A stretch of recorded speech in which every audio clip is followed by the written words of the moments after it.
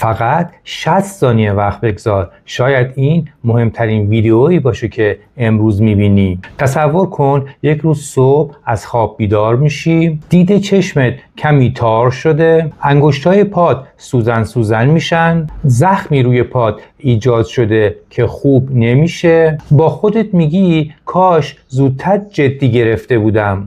دردناکترین قسمت دیابت این نیست که قند خون بالا میره. دردناکترین قسمت اینه که خیلی وقتا هیچ علائمی نداره، اما در سکوت به چشمها، قلب، کلیه‌ها و اعصاب آسیب میرسونه. اما یه خبر خوب هم هست، هنوز دیر نشده. هر قدمی که امروز برای کنترل قند خونت برمیداری میتونه سالها تو رو از حسرت، نگرانی و عوارض دیابت دور کنه. شاید نتونی گذشته رو تغییر بدی، اما از همین امروز میتونی آیندت رو تغییر بدی. از خودت بپرس اگه سلامتیت از تو کمک بخواد جواب تو چیه؟ فردا شاید دیر باشه، اما امروز بهترین زمان برای شروعه.